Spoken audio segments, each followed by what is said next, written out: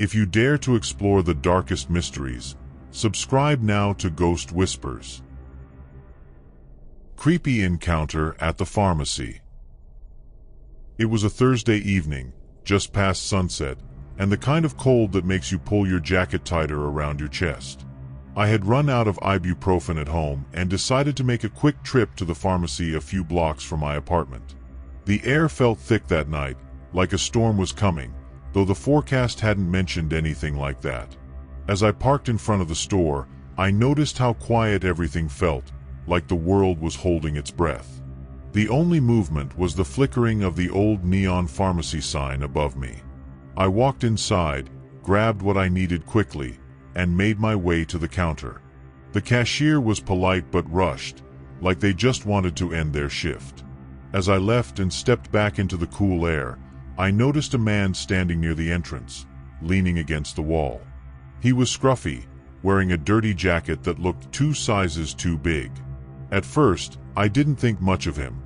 Just another person loitering outside like you see in the city. But the moment our eyes met, something inside me screamed to get back in the car and drive away as fast as I could. I tried to keep my head down and walk toward my car, gripping the bag of pills tightly in my hand. But before I could reach the door, I heard him call out, "Hey, miss." His voice was sharp and too loud for the quiet street. I froze for half a second, debating if I should pretend I hadn't heard him, but my instincts kicked in, and I turned around slowly. He was already walking toward me, his hands stuffed into the pockets of his oversized jacket. "Hey, I need a favor," he said, his tone teetering between casual and demanding. He stopped a few feet away, close enough that I could smell the sour stench of sweat and something else. Maybe alcohol or something sharper. My throat tightened. "My car broke down a few blocks over. You look nice enough to give me a ride, yeah? Just a quick one. I'd owe you." His smile was all teeth, but there was no warmth in it, only something that made my stomach churn. I tried to muster a polite smile, but my voice came out shakier than I wanted. "I'm sorry, I'm in a hurry.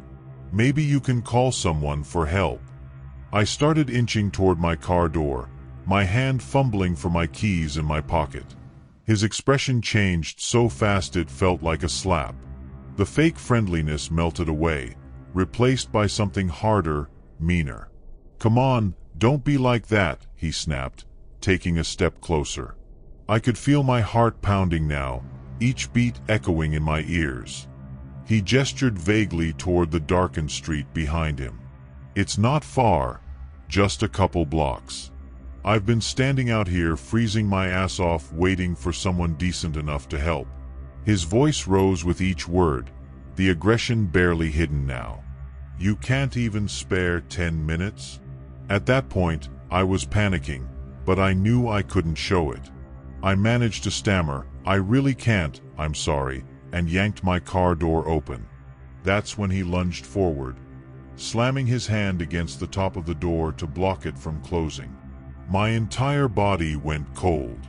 His face was inches from mine now, his breath hot and reeking of something foul. "You're not listening," he growled, his tone low and dangerous. His other hand was still jammed into his pocket, and I couldn't help but think he might have something in there. A knife, a gun, I didn't know, but I wasn't going to wait to find out. My mind was racing, trying to calculate my next move while his eyes drilled into me. It felt like I was stuck in some nightmare where everything moved too slow, but I forced myself to stay calm. Without thinking, I blurted out, "I'll call someone to help you." My voice cracked as I fumbled for my phone in my jacket pocket, trying to put as much distance between us as I could without stepping away from the car. His face twisted, a mix of frustration and something darker. He pressed harder against the door, and for a terrifying second, I thought he was going to try and shove me inside. "You don't get it, do you?" he spat, his tone now ice cold. "I don't need your phone. I need a damn ride." He leaned in closer, and I instinctively shoved my bag of pills into his chest. It wasn't much, but the sudden movement caught him off guard just enough for me to slam the door shut. My hands shook as I jammed the key into the ignition, praying the car would start on the first try. The car roared to life, but he wasn't giving up. He slapped his hand against the window, the force making the glass shudder. "You think you can just drive off?" he yelled, his voice muffled but no less terrifying. His face was inches from the window now, twisted with rage, his hand smearing the glass as he tried to yank the door handle. My whole body was trembling, but I slammed the lock button and threw the car into reverse. As I backed up, the tires squealing against the asphalt, he stumbled back, his arms flailing. I didn't wait to see what he'd do next. I shifted into drive and sped off, my heart hammering in my chest. In the rearview mirror, I could see him standing there in the middle of the street, illuminated by the flickering pharmacy sign. He didn't chase me, he just stood there, staring, his figure shrinking as I turned the corner. But the memory of his face stayed with me, burned into my mind like a warning I'd never forget. I didn't stop driving until I was halfway across town, pulling into a well-lit gas station crowded with people. Only then did I feel like I could breathe again. My hands were still gripping the steering wheel so tightly my knuckles had gone white. I sat there for a few minutes, trying to calm myself down, but every time I closed my eyes, I saw his face, that furious, unrelenting glare.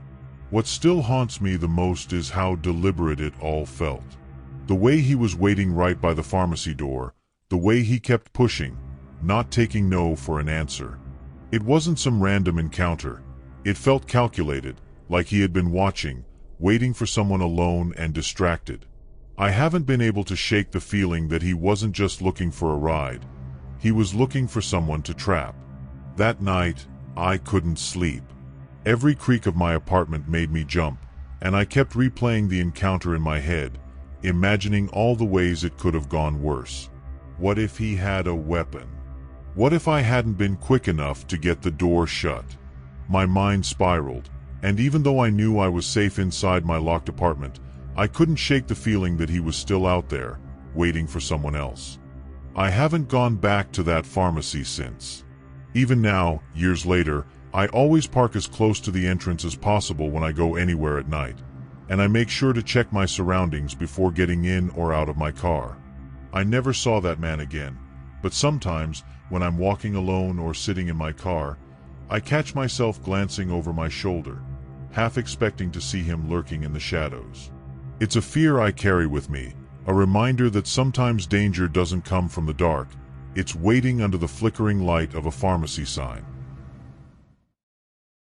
The Pharmacist Heroes. I wasn't expecting anything unusual that evening. My daughter, Lily, and I had just finished running errands and stopped by the pharmacy to pick up her asthma inhaler. The store was quiet, the kind of quiet that makes you feel safe, especially after dark. We were in a rush to get home, so I didn't pay much attention to the two men standing near the entrance as we walked in. I did notice, though, that they didn't seem interested in shopping, just leaning against the shelves, talking in low voices. While we waited for the prescription to be filled, I tried to keep Lily occupied. She's only 7, full of energy, and was darting around the aisle, excitedly pointing at candy and bandages with cartoon characters on them. I glanced at the men again, realizing they hadn't moved. One of them, tall with a shaved head and wearing a dark hoodie, caught my eye and gave me this strange, slow smile. I looked away quickly, suddenly aware of an uneasy feeling building in my chest. As we waited, I started noticing little things that made me feel more uneasy. The men weren't really talking anymore, just kind of glancing around, and then at us. One of them nudged the other and whispered something, which made both of them chuckle quietly. I tried to brush it off. Maybe they were just bored, waiting for someone. But when I saw Hoodie Guy glance at Lily with this weird, almost amused look, I instinctively stepped closer to her, putting myself between them. When the pharmacist finally called my name, I felt a flood of relief. I grabbed Lily's hand and walked to the counter. The pharmacist was this older man, probably in his late 50s, with kind eyes and a calm demeanor. I thanked him as he handed me the bag, but before I could walk away, he leaned forward slightly and spoke in a low voice. "Ma'am, I couldn't help but notice. Are those two men bothering you?" It was such a direct question that it took me a second to respond. I stammered something about not being sure, but his expression told me he wasn't convinced. The pharmacist nodded like he'd already made up his mind about what to do. "Wait here for a moment," he said, his voice steady. Then, he turned and called to someone in the back room. A younger man, maybe in his early 30s, came out, wiping his hands on a towel. He was dressed casually but had this air of quiet confidence. "This is Sam," the pharmacist said. "He's going to walk you to your car." I was about to protest, not wanting to make a big deal out of what might be nothing, but something in the way the pharmacist looked at me made me stop. He wasn't being dramatic, he was concerned. Sam nodded politely and stepped closer. "Don't worry," he said, his voice calm and even. "We'll make sure you're safe." That's when I noticed the two men again. They had moved closer to the exit, almost as if they were waiting for us to leave. My stomach dropped. Sam walked ahead of us, holding the door open as Lily and I stepped outside. The cold night air hit me, but it wasn't as sharp as the realization that the two men had followed us out. They weren't subtle about it either, staying just far enough behind to make it clear they were watching, but not enough to draw too much attention. My heart was pounding so hard I could hear it in my ears. I tightened my grip on Lily's hand, trying to keep her close without scaring her. Sam turned slightly, just enough to glance back at the men. He didn't say anything but adjusted his pace to match ours, keeping a protective distance. When we reached our car, I fumbled with the keys, my hands shaking. One of the men took a step closer, and I swear I heard him laugh, low and mocking. That's when Sam finally spoke up, his voice sharp and commanding. "Hey, back off." It wasn't loud, but it carried weight, enough to make the two men freeze for a moment. Then the pharmacist appeared behind us, holding a phone to his ear, making it very clear he was calling the police. The men hesitated, exchanging a quick look. For a second, I thought they might leave, but instead one of them, the taller one, took a step forward, his face twisted into this smug smirk. "We're just walking," he said, shrugging like it was all some big misunderstanding. My breath caught in my throat, but Sam didn't flinch. He moved slightly, putting himself between me and the men, his stance firm. The pharmacist wasn't bluffing either. I could hear him on the phone, describing the men in precise detail. "Yes, two of them. They've been following a woman and her daughter. We're at the corner of 5th and Maple." That was the breaking point. The shorter guy muttered something under his breath and tugged at the taller one's sleeve, urging him to back off. They finally turned and walked away, but not before Hoodie Guy shot me one last, lingering look over his shoulder. It wasn't just anger, it was like he was trying to make me feel small, like this wasn't over. Even after they disappeared into the night, I couldn't shake the feeling of their eyes on me. My legs felt like jelly as I buckled Lily into her car seat, her little voice finally breaking the silence. "Mommy, why were those men being weird?" she asked innocently.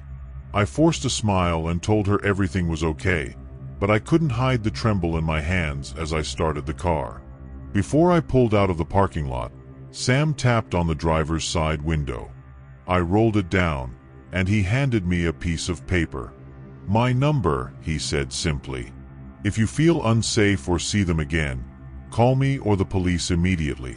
His tone was serious, but his presence was oddly comforting. The pharmacist gave me a small, reassuring wave from the doorway as I drove off, but the tension in my chest didn't ease until I was finally inside my house with the doors locked. That night, after putting Lily to bed, I sat in the dark living room, replaying everything over and over in my head. What if the pharmacist hadn't noticed? What if Sam hadn't been there? My mind kept spiraling to all the worst possibilities. I felt sick thinking about how close those men had been and how deliberate their actions were.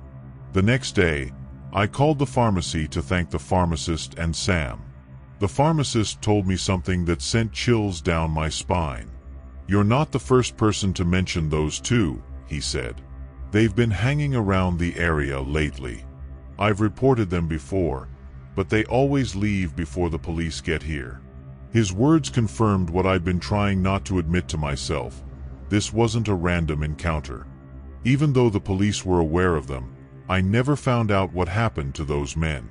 They didn't approach me again, but for weeks, I couldn't shake the paranoia. Every time I left the house, I scanned parking lots and streets, half expecting to see that hoodie or that smirk. I even started taking different routes home, just in case. What sticks with me most, though, is how two strangers, Sam and the pharmacist, stepped up when I needed it most. They didn't owe me anything, but they acted without hesitation. That night could have ended so differently if they hadn't been paying attention. To this day, I'm grateful for them. And as much as I try to move on, I still wonder, what if those men hadn't backed off? What were they planning? I'll never know, but that lingering fear has stayed with me, even now. Dangerous roommate Kyle. When I first moved in with Kyle, he seemed like your typical introvert. He was quiet, kept to himself, and didn't talk much, but I took that as a positive. I'm not really into drama, and the idea of a low-maintenance roommate was exactly what I was looking for. At first, everything was fine. He'd stay in his room most of the time, and when we crossed paths, he'd give me a small, awkward smile and a polite hey. I noticed he wasn't really a fan of small talk, so I didn't push it. Honestly, I liked the peace. But there were small things, little quirks, I guess, that started making me uneasy. He had this habit of whispering to himself in his room late at night. The walls in the apartment were thin, and I could hear the muffled murmurs through the shared wall. At first, I assumed he was on the phone, but then I realized there was no response. It was just him, repeating the same phrases over and over. Things started escalating about 3 weeks in. One night, I came home late from work, and the entire apartment was dark except for the flicker of a single candle on the coffee table. Kyle was sitting on the couch, staring at the flame, completely zoned out. I called his name softly, trying not to startle him, but he didn't respond. When I walked closer, he slowly turned to look at me, and his expression froze me in place. It was blank but intense, like he was studying me for a reaction. I nervously laughed and asked if he was okay. He didn't say anything for what felt like forever, and then he finally muttered, "You're late." I brushed it off as him being weird and went straight to my room, but that was the first night I locked my door before going to bed. The next morning, I tried to act normal, but something about Kyle felt off. He didn't say anything to me as I made my coffee, but I could feel his eyes on me the entire time. When I glanced over, he was just standing in the doorway, not blinking, holding a mug that I was pretty sure was empty. He didn't drink coffee. I'd never seen him even touch the stuff before. I tried to make small talk, asking if he had any plans for the day, but he didn't answer. He just stood there until I left for work. That entire day, I couldn't shake the feeling that something was wrong. It wasn't just awkwardness anymore. It was like I was sharing space with a stranger, someone I didn't know at all. That night, things got worse. I was in my room, scrolling through my phone before bed, when I heard what sounded like scratching on my door. My first thought was that it must have been something outside, maybe the wind against the windows. But then I heard it again, more deliberate this time, long, slow scratches, like nails dragging across wood. My heart jumped into my throat, and I froze. I didn't want to call out to him. I didn't even want to move. After a few minutes, the sound stopped, but I couldn't relax. I stayed awake, staring at the door, with my phone in hand, ready to call for help if I needed to. The next morning, I was exhausted but tried to convince myself I'd imagined the scratching. Sleep deprivation can mess with your mind, right? Still, I decided to leave for work earlier than usual. As I stepped into the hallway, I noticed something strange: tiny scratches on the outside of my door. They weren't deep, but they were fresh, like someone had run a key, or maybe nails, across the wood. My stomach sank. I thought about asking Kyle, but the idea of confronting him made my skin crawl. Instead, I took a quick photo of the marks with my phone, just in case. When I got home later, the apartment was unusually quiet. Kyle's bedroom door was slightly open, which was strange because he always kept it closed. I hesitated, but curiosity got the better of me. Peeking in, I saw his room for the first time since moving in, and I wished I hadn't. The walls were covered in what looked like random phrases and symbols, all written in black marker. Some were scribbled so hard the drywall had dents in it. On his desk was a pile of ripped-up papers, along with a single photo of me. It wasn't a normal photo either. It was a candid shot of me sitting on the couch, taken from the hallway. My blood ran cold, and I backed away, careful not to make a sound. I shut myself in my room that night, trying to think of a plan. Should I call the police? Confront him? Talk to the landlord? None of it felt safe. Every little noise in the apartment made me jump, and I couldn't shake the image of that photo on his desk. Around midnight, I heard him moving around. At first, it sounded like he was pacing in the living room, but then his footsteps grew louder, closer. He stopped right outside my door. I could see the shadow of his feet under the gap, and I held my breath. He stayed there for what felt like an eternity. I didn't move, didn't even blink. Then, he tried the doorknob. My stomach dropped when I heard the faint rattle of him testing if it was locked. Thank God I'd started locking it. He muttered something, too quiet for me to understand, and walked away. I didn't sleep at all after that. The next morning, I decided I couldn't stay there another night. I packed a bag with the essentials and made up my mind to leave as soon as Kyle left the apartment. I waited anxiously in my room, listening for any sign that Kyle was leaving. Around noon, I finally heard the front door open and shut. Peeking through the curtains, I saw him walking down the street, heading in the opposite direction. My heart raced as I quickly grabbed my bag and ran out. I didn't even bother locking the door behind me. I just wanted to get out of there as fast as I could. As I reached the lobby, I stopped by the landlord's office to explain what was happening. I showed him the photo of the scratches on my door and told him about the creepy things I'd noticed. His face went pale. "You're not the first tenant to complain about him," he admitted quietly. "But no one's ever given me proof like this." He promised to look into it, but I wasn't sticking around to find out what would happen next. I got in my car and drove straight to a friend's house, shaking the entire way. Later that evening, after I'd calmed down a bit at my friend's place, I got a notification on my phone. It was from my apartment's security camera. I'd set it up in the living room when I first moved in, just as an extra precaution. I hesitated before opening the app, already dreading what I might see. When I finally clicked it, my heart dropped. The footage showed Kyle pacing back and forth in the living room, muttering to himself. Then he stopped, turned directly toward the camera, and smiled. It wasn't a normal smile, it was wide and forced, like he was trying to stretch his face into something human. He stood there for a few seconds, just staring into the lens, before slowly reaching out and pulling the camera down. The feed cut off, and that was the last thing I saw. I felt sick. How long had he known about the camera? Had he been watching me the entire time, playing some kind of game? I called the landlord immediately, but he didn't answer. The next morning, I decided to follow up with the landlord to make sure he'd done something about Kyle. When I called, his voice was tense, almost frantic. "You need to know, Kyle's gone," he said. I went to check the apartment after you called, but it was empty. His room is completely cleared out. No furniture, no clothes, nothing. I was stunned. How could someone just disappear like that overnight? I asked if he left a forwarding address or anything, but the landlord said there was nothing. I didn't go back to the apartment after that.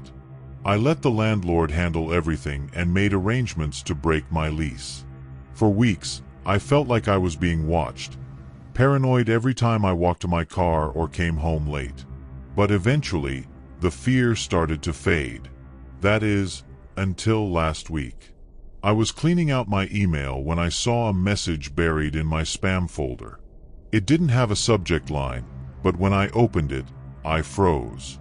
It was a photo of me, taken from my new apartment window. Mysterious white van. I don't even know why I'm writing this, but I can't stop thinking about it. This happened last week, and even now, I get chills every time I think about that white van. It started when I was walking home from work. Nothing unusual, just the same 15-minute walk I do every day. It was already dark, but the streets in my neighborhood are usually pretty quiet. That night, though, I got this weird feeling, like someone was watching me. You know that prickly sensation on the back of your neck? At first, I thought I was being paranoid, but then I noticed the van. It was white, kind of old, and moving slower than it should have been. It wasn't right behind me or anything, just creeping along a little ahead of me, stopping every now and then, like the driver was lost or looking for an address. At first, I tried to rationalize it. Maybe they really were just lost. But when I crossed the street to see if they'd keep going, the van stopped completely. It didn't turn or drive off, it just sat there. My heart started pounding because now I knew it wasn't a coincidence. I walked faster, trying to act normal, but I kept glancing over my shoulder. Sure enough, the van had started moving again, this time trailing me from behind. I could hear the low rumble of the engine, not too loud, just enough to know it was there. I don't think I've ever been so aware of every step I was taking. By the time I turned onto my street, I was practically jogging. I didn't want to run and make it obvious I was scared, but every nerve in my body was screaming at me to get inside. I live in a small duplex at the end of a cul-de-sac, and there's not much traffic here at night, so when the van turned onto my street too, I completely panicked. It didn't drive all the way down, though. Instead, it stopped near the entrance to the street, parked under a streetlight. I couldn't see who was inside, it was too dark, and the windows were tinted, but I swear I could feel someone watching me. I fumbled with my keys, practically tripping over myself to get inside, and the moment I closed the door, I locked it. I stood there for a second, holding my breath and listening. Nothing. I peeked through the blinds, and the van was still there, just idling. My hands were shaking so bad I almost dropped my phone when I went to call my friend. I didn't want to call the police because technically nothing had happened, right? I kept telling myself I was overreacting, but deep down, I knew something wasn't right. After a few minutes, the van finally drove off. I waited by the window for a while just to be sure, but it didn't come back. Eventually, I convinced myself it was nothing. Probably just someone killing time or lost like I'd thought earlier. The next day, I felt ridiculous for how freaked out I'd been. I told myself over and over it was just a random coincidence. Still, when it got dark, I couldn't shake the anxiety. I kept peeking out the window, checking the street for that van. Nothing. It wasn't until around 10 p.m. that I finally started to relax. I was sitting on my couch, scrolling through my phone, when I heard it. The low hum of an engine. My stomach dropped. I froze for a second, then slowly got up and moved to the window. The van was back. It was parked across the street this time, and unlike the night before, it didn't just sit there. I could see the driver's side door crack open, and my heart started racing. A man stepped out, tall, wearing a dark hoodie. He stood there for a moment, like he was waiting for something, then started walking toward my house. I backed away from the window so fast I almost tripped over the coffee table. My front door was locked, but I couldn't remember if I'd locked the back door. I ran to check, and just as I reached it, I heard a knock at the front door. It wasn't loud or frantic, just 3 slow, deliberate knocks. I didn't know what to do. My mind was racing with every worst-case scenario you can think of. My first instinct was to call someone, anyone, but I was terrified to make a sound. I crept back toward the living room, staying low, and peeked out the corner of the blinds. He was standing right there on my porch, his hoodie pulled low over his face. I couldn't see much, but his posture looked off. Like he was trying to act casual, but there was this stiffness to the way he stood. He knocked again, just as slow as before. I swear, it was like he knew I was watching him, even though I was barely peeking through the blinds. I crouched there, frozen, for what felt like forever. Then he stepped back off the porch and started walking around the side of the house. My blood went cold. That's when I remembered the back door. I had checked it, but what if I'd missed something? I scrambled to the kitchen, grabbing the biggest knife I could find, and pressed my back against the wall, listening. My whole house was silent except for the sound of my own breathing. Then, out of nowhere, there was this metallic clink from the back door, like someone trying the handle. I thought my heart was going to stop. I held my breath, gripping the knife so hard my hand started to cramp. I was praying the door was locked, praying he would just give up and leave. But the sound of the handle jiggling didn't stop. It got louder, more forceful, like he was testing how much pressure it could take. Then there was silence. For a moment, I thought maybe he'd left, but when I moved closer to the door to listen, I could hear breathing. Slow, steady breathing, like he was just standing on the other side. I felt like I was going to throw up. Suddenly, there was a loud bang against the door, like he'd slammed his body into it.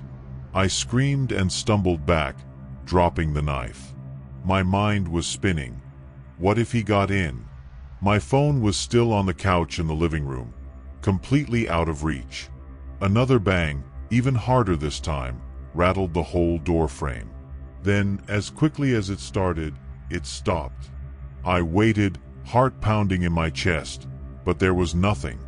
No more banging. No footsteps.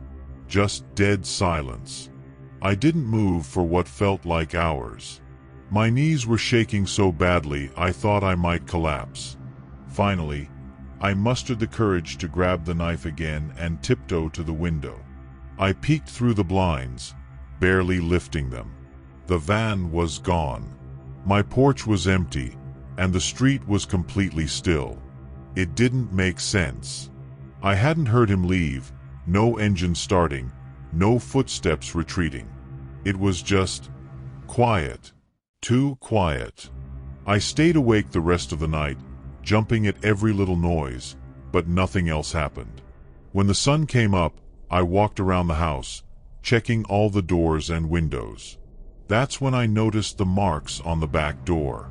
Deep scratches, like someone had been clawing at it. The handle was loose too, hanging at a weird angle like it had been twisted too hard. That was enough for me. I called a locksmith and had the locks changed that same day. I told him someone had tried to break in, but I didn't go into details. Honestly, I didn't even know how to explain it. For the next few days, I couldn't relax. Every time I heard a car outside, I'd rush to the window, expecting to see that white van again. But it didn't come back. I started to think maybe I'd scared him off, or whoever it was.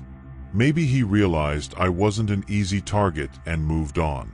That's what I told myself, anyway.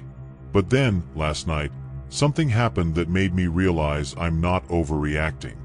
I was taking out the trash around 9 p.m.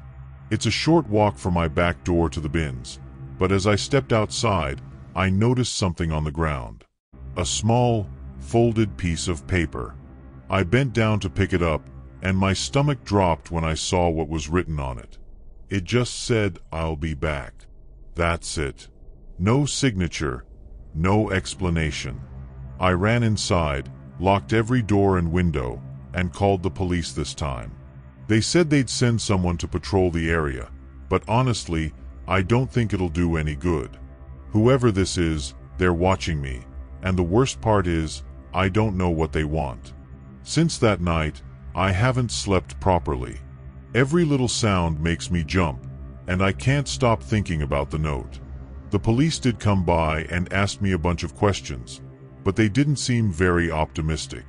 Without any real evidence, all they could do was take a report and tell me to call if anything else happened. It didn't make me feel safer. If anything, it made it worse because now I know I'm basically on my own. I've been avoiding going out after dark, and I keep my curtains closed all the time, but it doesn't help.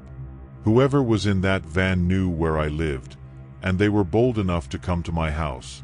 Twice. The worst part is, it's been quiet for a few days now, and that scares me even more. It feels like the calm before the storm. I keep asking myself what they're waiting for, but deep down, I don't want to know the answer.